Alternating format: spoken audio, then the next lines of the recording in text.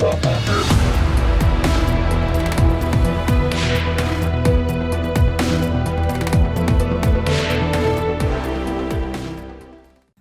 entretiens des patriotes, bonjour à tous. Affaire Étienne Chouard, le journaliste Éric Morillo convoqué par la police. Intimidation du pouvoir. Avant de répondre à cette question et traiter d'autres sujets d'actualité, vous connaissez la coutume sur cette chaîne, je commence toujours mon entretien par remercier ceux qui m'ont permis justement de le produire car ils m'ont financé à l'aide des merci rémunérateurs. Et aujourd'hui sont à l'honneur des fidèles parmi les fidèles.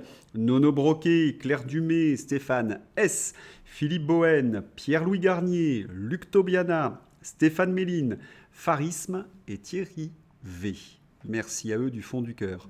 Et puis vous le savez, je tiens à vous remercier pour votre soutien inconditionnel. Oui, il faut aider la réinformation.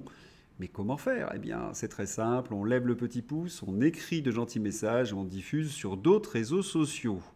C'est très bon pour les algorithmes et ça permet un petit peu de lutter contre la censure. Merci à tous. On va revenir sur ma vidéo d'hier, oui, sur l'incendie de l'église de Saint-Omer.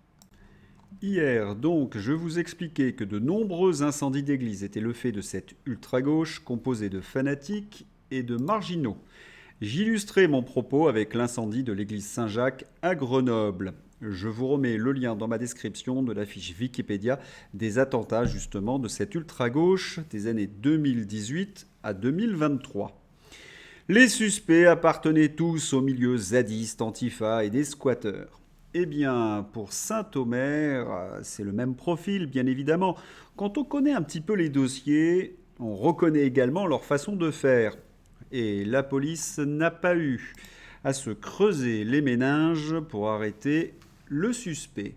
Saint-Omer, le suspect Joël Vigoureux est un multirécidiviste. 25 condamnations, dont plusieurs pour des incendies d'église.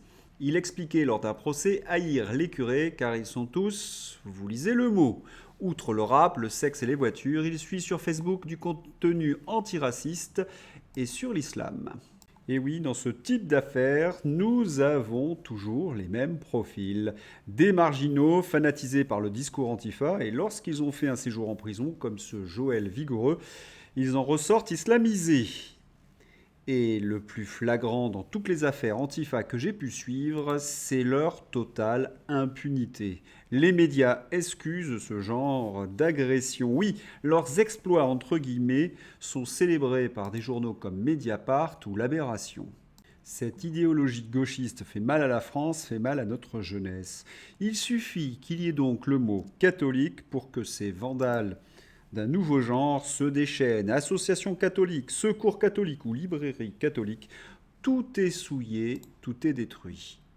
Devant tant de bêtises, tant de sacrilèges, certains d'entre vous m'interrogent et me demandent mais pourquoi tous ces criminels, tous ces antifas sont impunis?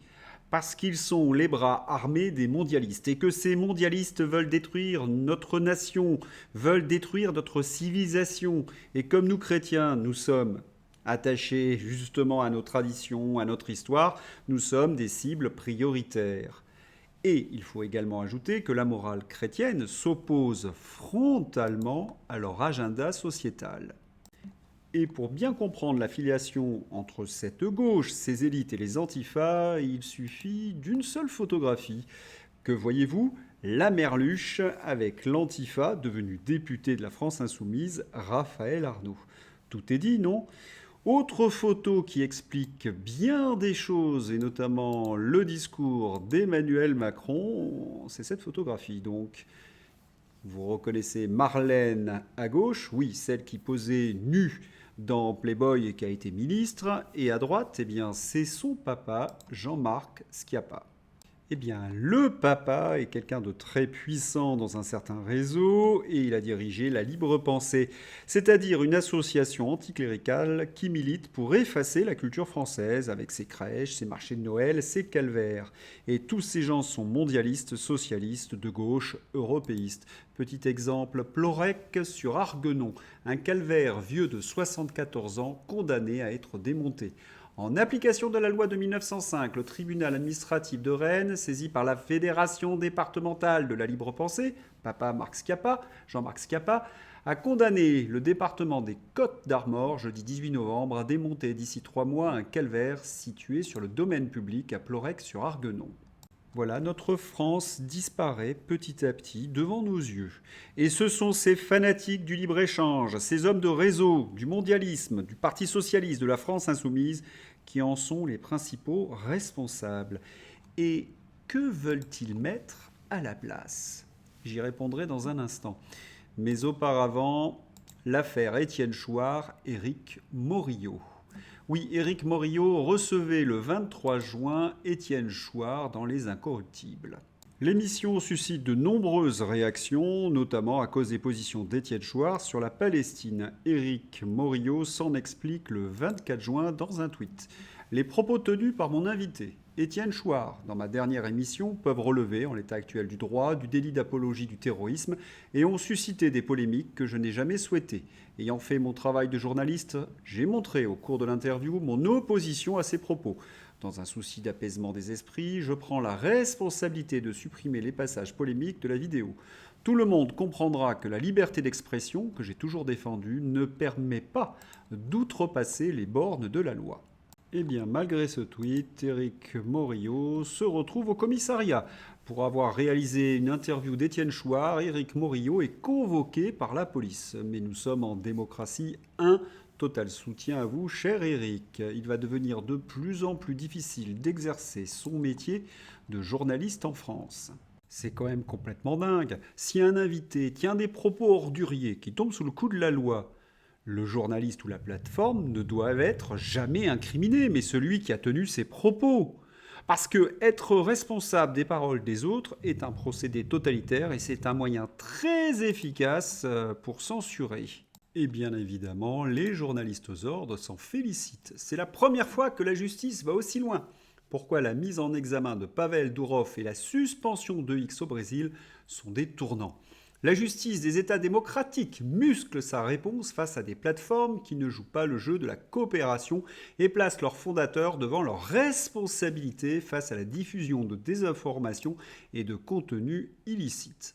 Faut-il rappeler à ces plumitifs qu'un État qui censure une plateforme ou un réseau social, ce n'est plus une démocratie ? Faut-il leur rappeler également que les premiers diffuseurs de désinformation, de mensonges, de propagande, ce sont les médias ? Ah, eux ne sont jamais inquiétés et ils osent nous parler de responsabilité. C'est vraiment orwellien. Autrement dit, quel est le meilleur moyen pour qu'il y ait une vérité officielle ? Eh bien, museler les journalistes, les intimider, comme un peu ce qui s'est passé avec Éric Morillo. Bref, on a bien compris que ces merdias voulaient absolument conserver le monopole de la désinformation. Ces journalistes ont tellement menti pendant 7 ans au sujet d'Emmanuel Macron qu'ils se retrouvent un peu comme des idiots à expliquer en ce début septembre aux Français que le président est pitoyable, qu'il est coincé, que c'est un manipulateur de seconde zone, oui, sur BFM TV. Matignon, le choix d'Emmanuel Macron devrait se porter sur Bernard Cazeneuve ou Xavier Bertrand, sauf surprise, l'hypothèse du Cadichon a déjà été rangée au placard. 2 mois pour ça, oui, vraiment des champions. Oui, c'est au-delà du ridicule et sur les réseaux sociaux, on se moque d'Emmanuel Macron. Emmanuel Macron va procéder à de nouvelles consultations par téléphone. Après le vote du public et le 50-50, il tente l'appel à un ami. C'est votre dernier mot, Emmanuel ? Eh bien non, ce n'est pas son dernier mot, parce qu'Emmanuel, il est complètement paumé. Quel que soit son choix de Premier ministre, le gouvernement tombera sous une motion de censure portée par le nouveau Front populaire et par le Rassemblement national, que ce soit Cazeneuve ou Bertrand. Il y avait une chance que ce gouvernement ne soit pas censuré, c'était l'hypothèse du Baudet. Mais voilà, la droite, le nouveau Front populaire et une partie des macronistes n'en voulaient pas. Oui, complètement coincé, Emmanuel Macron. Le Rassemblement national votera bien les motions de censure et Jean-Philippe Tanguy en profite pour rappeler quelque chose de très juste. Quelle ironie que Macron finisse son mandat avec les gens qu'il prétendait remplacer. Eh oui, ce n'est pas casse-d'œuvre, mais casse-départ. En début de vidéo, j'évoquais le projet mondialiste. Oui, quel était leur projet de société? Quelques éléments de réponse avec le wokisme. Marguerite Stern, il existe aujourd'hui un marché qui encourage les parents à acheter des simili-pénis pour les fourrer dans les petites culottes de leurs petites filles. La gauche appelle cela le progrès. J'appelle ça le capitalisme et l'inceste. Analyse de Fred, le parésiaste. Rien de plus efficace pour détruire un peuple que de commencer par lui confisquer l'éducation de ses enfants, déchirer l'identité familiale, conflictualiser le sujet du genre, au lieu de le psychiatriser comme il se doit, car le simple fait de l'aborder pour l'interroger et le déconstruire est déjà en soi une preuve de perturbation mentale, à minima d'abominable perversité sadique. Regardez d'ailleurs la prochaine étape en train de poindre, permettre l'identification à des animaux. Si le projet, c'est de fondre, en commençant par les effacer, nos identités dans un gouvernement mondial, c'est typiquement l'ingénierie sociale par laquelle il faut commencer. Quelque chose d'énorme se produit en ce moment, même sous nos yeux. L'histoire ne peut que basculer. Dans quel camp serez-vous? Eh bien, aux États-Unis, le combat a déjà commencé. Il fait rage entre donc les partisans de Donald Trump et les wokistes. Voyons comment Robbie Starbuck, l'activiste américain pro-Trump, est présenté dans la presse aux ordres. Bon, vous vous doutez que le portrait n'est pas très flatteur. Robbie Starbuck, l'activiste américain qui veut faire tomber les entreprises woke, fervent partisan de Donald Trump et adepte des théories de Steve Bannon. L'influenceur mobilise son importante communauté pour faire pression sur de grandes marques comme Ford, Harley Davidson ou Jack Daniel, afin qu'elles abandonnent leur politique d'inclusion. Encore un parfait exemple de désinformation dans le Figaro et on sent qu'il y a de forts relents à l'intérieur de cet article d'un certain lobby. La réalité, le tweet de Robbie Starbuck sur la transition.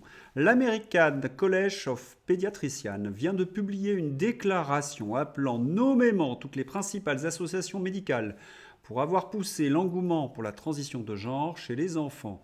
Il demande à ces groupes de cesser immédiatement la promotion de l'affirmation sociale, des bloqueurs de puberté, des hormones sexuelles croisées et des interventions chirurgicales pour les enfants et adolescents qui éprouvent de la détresse à cause de leur sexe biologique. Comme dirait Doc Marty ou Olivier Véran, il faut écouter la science. Bon, un peu d'humour, cela ne fait pas de mal.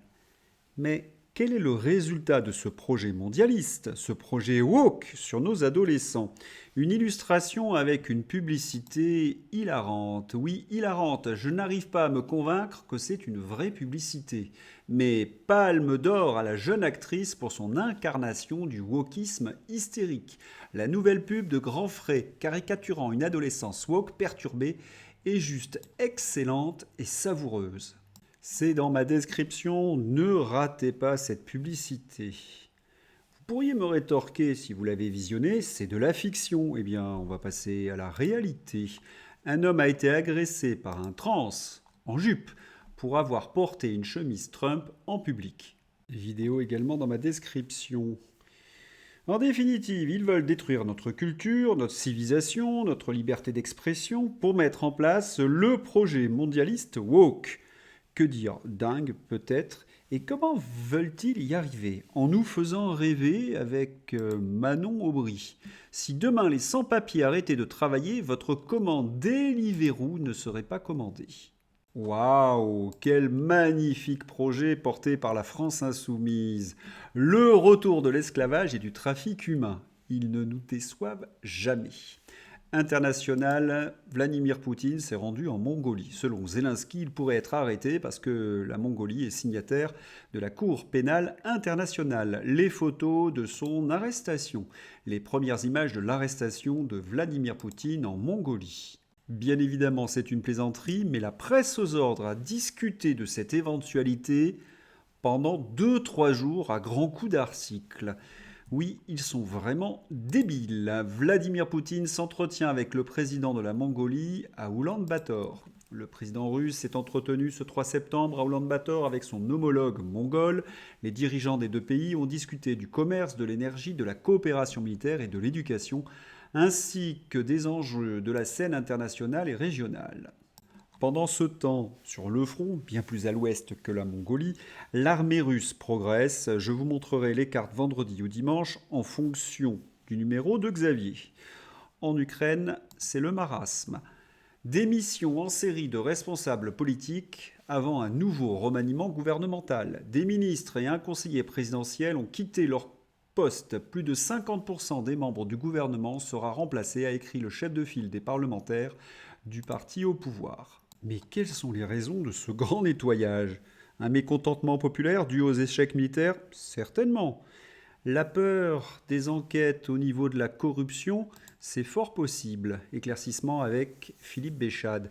La France continue de verser de l'argent à l'Ukraine à travers des appels de fonds de l'Union européenne, sans examen parlementaire. Que devient cet argent? On avait appris que 16 milliards avaient disparu ou étaient sortis des radars. Il n'y a aucun suivi des sommes versées. Un casino à Chypre, des rétrocommissions? En tous les cas, le jour où il y aura des enquêtes, cela risque de faire très mal. C'est l'heure d'ouvrir la page Fantasy avec une star de cette rubrique, c'est Go. Je suis disponible pour rencontrer Emmanuel Macron dans Punchline. Oui, elle aimerait devenir Premier ministre. Tout le monde lui a expliqué qu'elle n'était pas sur la liste, mais elle s'accroche. Elle est du genre Morpion, ascendant Sansu. Elle ressemble à un autre personnage un peu du même genre, Manuel Valls. Manu vient à l'instant de rejoindre son bureau dans l'attente d'un appel de l'Élysée. Matignon toujours, le Gorafi, nouveau Premier ministre, la piste. Richard Anconina s'éloigne. Elle semblait être aussi sérieuse que celle de Thierry Baudet. Édouard Philippe, que nous annonce-t-il? Édouard Philippe annonce être candidat à la prochaine élection présidentielle. Ah, ça faisait au moins 6 mois qu'il ne l'avait pas annoncé. États-Unis, Kamala Harris.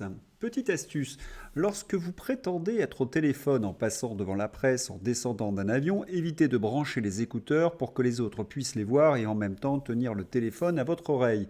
Cela détruit l'illusion et indique à tout le monde que vous êtes en train de faire semblant. Elle est vraiment mauvaise dans ce domaine. Elle est vraiment prête à tout afin d'éviter les questions des journalistes.